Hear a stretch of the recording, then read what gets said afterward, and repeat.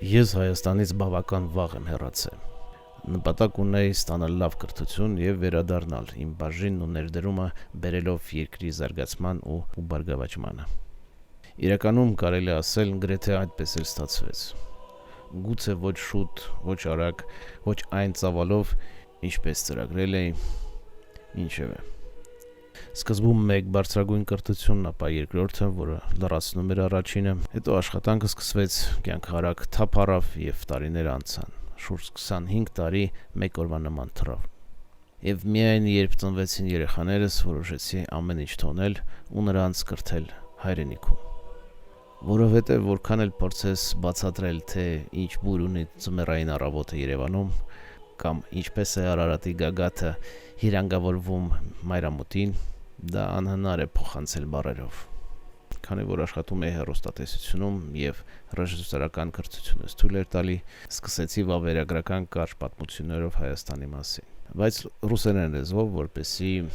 լսարանը լայն լինի եւ Հայաստանը ներկայացվի միջազգային հարթակներում։ Առաջին ուրվա նկարները նվիրված էին ոչ զբոսաշրջային երթուղիներին։ Նպատակը զբոսաշրջությունը զարգացնելն էր եւ ես պատմում էի մշակույթի, գիտության մասին հայտնի եւ ցավոք ոչ հայտնի կամ նույնիսկ գրեթե մոռացված մեծ անունների մասին։ Մի խոսքով Հայաստանը կրկնօրինակ չունի։ Եվ եթե այն ուսումնասիրես ու հասկանաս, նույնիսկ աշխարհի ամենաբերի անկյունը չի կարող քեզ պահել իր որևէ բարիքով։ Այո, անկասկած այստեղ շատ բան կա, որը կարելի է լրացնել ու բարելավել, բայց ինձ համար ավելի հարազատ տեղ չկա։ Եվ նույնիսկ 10 տարվա նկարահանումների, հարցազրույցների ու լուսանկարների ընթացքում ես ոչ թե հագեցա, այլ տարից տարի իմ կարոտն Հայաստանի հանդեպ միայն աճեց։ Չգիտեմ ինչպես բացատրել դա։ Ուրախ եմ, որ երեխաներս նույնպես վարակվել են եւ ուսումնասիրում են պատմությունն ու կենցաղը, որովհետեւ ճշմարտությունը այն է, որ անհնար է իսկապես սիրել այն, ինչի մեջ չես խորացել, ինչը չես ճանաչում։ Նայում եմ որդիս ռեֆերատ է գրում, սկսելով Գարեգին Նժդեի խոսքերով. Չի կարելի միաժամանակ լինել վատ մարդ, բայց լավ հայ։ Չի կարելի լինել անկատար մարդ, բայց կատարյալ հայ։ Տարիների ընթացքում սկսեցի հասկանալ Հայաստանը անսպառ է հավերժ, եւ նրան դիպչելով զգում ես երջանկություն ու անսահման խորություն։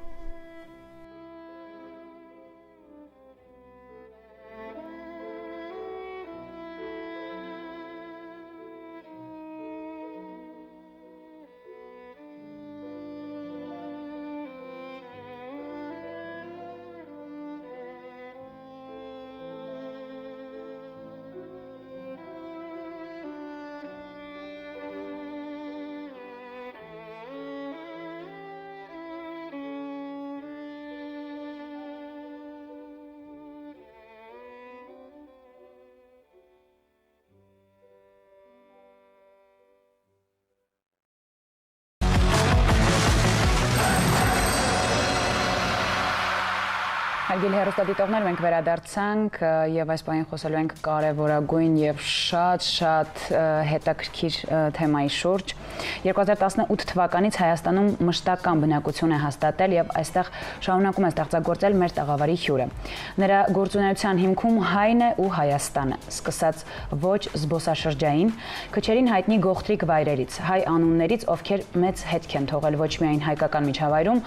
այլ ամբողջ աշխարհում, մինչև գրքեր ու ներկայացումներ։ Իսկ վերջին շրջանում նրա ուսումնասիրության թեման թանգարաններն են եւ հայկական լեռնաշխարհի երաժշտական գործիքները։ Ով է մեր հյուրը։ Այո, եւ այս տեսանյութը, որ քիչ առաջ մենք դիտեցինք,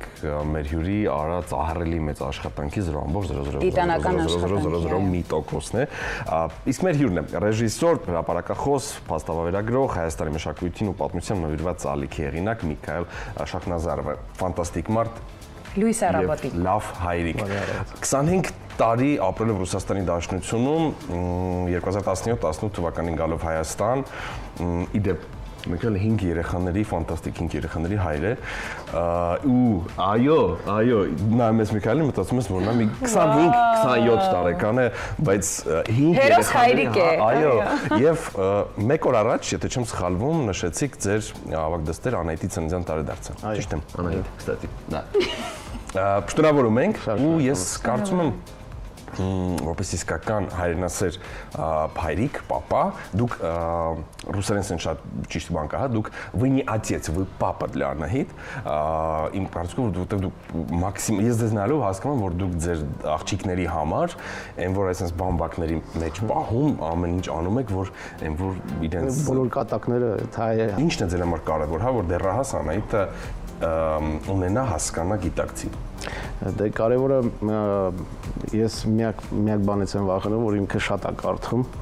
Ասում են, որ շատ կարդալը աղջկա համար այդքան էլ լավ բան չի, որովհետև հետո դժվար է գտնել իրան ընկեր, բայց մյուս կողմից էլ չի կարդա, որովհետև մեր մոտ բոլորը կարդում են, դա լավ է, հետո ինքը երաժշտությունով է զբաղվում, բավականին լուրջ ու ես համոզված եմ, որ երաժշտությունը դա որ ասում են язык богов Աստվածների լեզուն։ Այո, եւ դա կօգնի իրեն հասկանալ այս կյանքը։ Այդքան երաժշտության մասին չի, ինչքան իրան հոգեվոր սնունդ որպես եւ բոլորն են բոլոր 5 երեխան էլ պարապում են եւ սպորտով եւ երաժշտությամբ, որովհետեւ դա կարեւոր է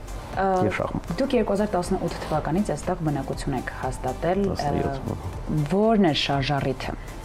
Դա ճիշտ ասած հենց Անահիտի ծնվելն էր, մի քիչ ինքը գնաց առաջի դասարան եւ ես հասկացա, որ կուզենայի, որ ինքը սովորի հենց Հայաստանում, այնտեղ շատ մեծ դասարաններ են, շատ լավ կաղապորված դպրոց էր, բայց այդ ինչ որ ես ուզում էի, որ ինքը ստանար, ինքը այնտեղ չէր ստանա։ Ու ես ճիշտ ասեմ, Հայաստանը այսօրվա իմ համար ես ոչ մեկին չեմ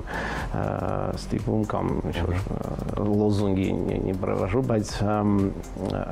այսօրվա Հայաստանը երեխաների համար շատ լավ է։ Այսինքն ես չգիտեմ, ես շատ եմ եղել Եվրոպայում, ապրել եմ Ամերիկայում, բայց այն ինչ որ ես այստեղ կարող եմ տամ երեխաներին, այն մակարդակը, որը ունի մեր այսօրվա մարզիչները, մանկավարժները, շատ փայլուն ոչ միայն գիտելիք են տալի, այլ մարդկային ինչ որ բան են տալի, որը դու չես կարող ուրիշ տեղ որը չկա դուրս, այո, 100%։ Եվ ճիշտն ասեմ, դուրսը չես կարող այդ աբիոմը տաս, որտեվ արդեն դարել է ամեն ինչը մեծ գումարներով, եթե դու ուզում ես, որ քո երեխան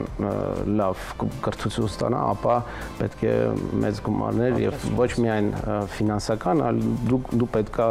այդ ամեն ինչի մեջ լինես, իսկ ստեղ մարդիկ վերցնում են իրանց վրա եւ պապայություն, մամայություն են անում պրիմում սմիսլի։ Ես գիտեք, միշտ մտածել եմ, երազել եմ, ցանկացել եմ ու կարծիքով շատ-շատերը, որ դա ասված տենց մի օր գա, որ ամբողջ հայությունը, երկիր մոլորակում ապրող ամբողջ հայությունը վերադառնա Հայաստան, այդ ձեր պես, որովհետեւ Հայաստանից լավը չկա, որովհետեւ ամբողջ աշխարհի ուշադրությունը, աչքը փոքրիկ Հայաստանի վրա է, որտեղ կա ֆանտաստիկ մշակույթ, տաղանդավոր մարդիկ, ովքեր որ ամբողջ աշխարհին տվել են շատ-շատ բան, սկսենք մեքենայի փոխանցման տուփից, հեռուստացույց ու շատ մարդիկ կան, ովքեր որ օգնել են երկիր մոլորակը դարձնելու լավը, զարգացածը ու ուժեղ ու դուք արդեն շատ երկար ժամանակ է դոկումենտալ կարճամետրաժ ֆիլմերով պատմում եք Երևանից մինչև Սյունիք, Փարաջանով, Հրաչակոչար, Կոմիտաս, Պարուշ Սևակ, արդեն Պարուշ Սևակ քիչ առաջ ճիշտ է մենք գովազդի ընթացքում ենք դա խոսում, բայց արհեստական բանականությունն եք, այսպես միքս է, բայց դա անում եք ձեր YouTube-ան channel-ում ռուսերեն լեզվով։ Աուդիտորիան ռուսալեզու շատ մեծ է ձեր, դա է հիմնական պատճառը, թե ոչ։ Իհարկե, որովհետև եթե տենց չլիներ, մենք մեր մեջ շատ քիչ ենք, այսինքն ռուսերեն տիրապետում են 400 միլիոն մարդ, իսկ հայերեն մաքուր խոսում են, ասենք 3, 4, 5, թող 10 միլիոն մարդ։ Էն էլ չկա այդպես բան։ Այդ ափսոսը ճիշտ եք ասում, եթե այն ստեղծարար մարդիկ, որոնք կան հիմա աշխարհով մեկ վերադառնան, այստեղ դրախտ կլինի։ Միանշանակ։ Այդ ձերպես անհատների պակաս ունենք իմ կարծիքով, որովհետև պետք է անկեղծ լինենք։ Մեր լինենք։ մոտ հակառակն է ստացվում, այստեղ սովորում ենք, այստեղ բազա ստանում ենք ու գնում ենք այնտեղ, ասենք, այնտեղ լավացնում ենք, ասենք, ուրիշի կյանքը։ Ես անցյալ անգամ կներեք բանա Ստամբուլի մասին, Կոնստանտինոպոլի մասին պատմեցի հայերը, որոնք սարքել են այդ, ասենք, 200-ից ավել 1000 դիտումներ եւ մարդիկ հասկանում են, որ այդ ամեն ինչը թողեցինք ու գնացինք։ Հիմա համարյա ամենտեղ տենց նույնն է, նույն Բաքուն, նույն Թբիլիսին, նույն Մենք այսօր խոսում էինք Անահիտի հետ իդեպ, ասում ենք ցավոք սրտի, հա, երբ որ դու դեք ապրում ենք 21-րդ դարում, մենք պետք է հարմարվենք համացանցին, նոր տեխնոլոգիաներին, նոր գործիքներին, հա, ու երբ որ դու անում ես մի լավ բան, երբ որ դու անում ես ուսուցողական, կարևոր հետաքրքիր մի բան, դա անտեսվում է, այդքան դիտում չի հավաքում, այդքան շատ, երբ որ տափակություն ես տեղադրում, ցավոք սրտի, հայ տափակությունը մեծ դիտումներ է հավաքում ու մեծ ֆիդբեք կա։ Գիտես ինչի, որովհետև կարծում եմ լայն մասաներին ավելի շատ հասու է հենց այդ տափակությունը, չվիրավորելով ոչ ոքի իհարկե։ Երբ որ դուք սկսեցիք այս ամեն ինչը, պրոյեկտը կոչվում էր «Не туристическая Армения», ոչ տուրիստական Հայաստան։ Այսինքն իմ հարցի պատասխանն էլ կա հենց այդ պրոյեկտի անվան մեջ, կարծում դուք սկսեցիք անդրադառնալ այն վայրերին, ցավոք սրտի մենք հայերս, հա, Դիլիջան, Սևան, Գառնի սահմանափակվում ենք այդքանով գնալով զարգանում է, այո։ Այսինքն ինձ հետաքրքիր է ինչպես եք ընտրում վայրերը, վանքը կլինի, դա եկեղեցի կլինի, ինչպես եք ուղղությունները ընտրում եւ ոնց եք սկսում, հա, այսինքն։ Գիտեք, տարբեր է, մեկ-մեկ խոսքի մեջ, մեկ-մեկ ընկերներից հետ, մեկ-մեկ նստում ես, կարդում ես, տեսնում ես, ասենք, ինչ-որ մի վայրի մասին է խոսում, հետաքրքիր է գնալ տեսնել այդ վայրը մնացել է, չի մնացել, որտեղ է, գնում ես տեղում, արդեն սկսում ես պեղել։ Դուք բացահայտել եք Հայաստանի ամենատարբեր եւ ամենահետաքրքիր, այսպես ասած, գողտրիկ վայրերը։ Անձնային մակարդակով որ հատվածն է ամենաշատը ձեզ հուզել, որ Մաթոսավանքը Դիլիջանում արդեն շատերն են այնտեղ գնում, արդեն, բայց որ առաջի անգամ այնտեղ եղա, անձրև, պետք է բարձրանաս մի 700 մետր, ասենց շատ անտառով անցնում ես ու մտածում ես ոնց են մարդիկ այնտեղ ինչ-որ բան ստեղծել, ապրել, արարել, հետաքրքիր է։ Չգիտեմ, այնտեղի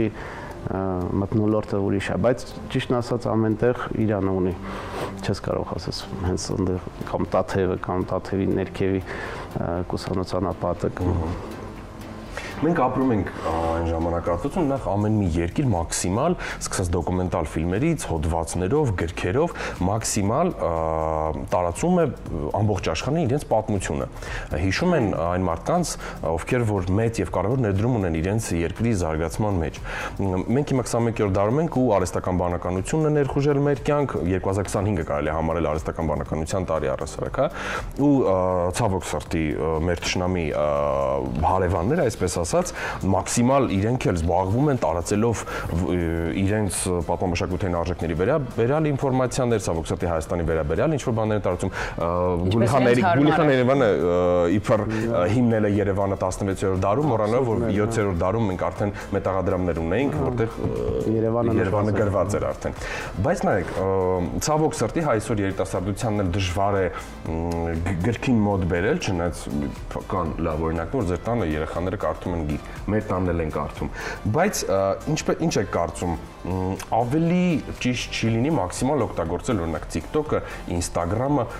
լայն տարածում ունենալու համար եւ ձեր դոկումենտալ ֆիլմերը թեկուզ մի փոքրացնելով, բայց հետաքրքրություն առաջացնելով արդեն հղումով կանցնեն ոնց որ ձեր YouTube-յան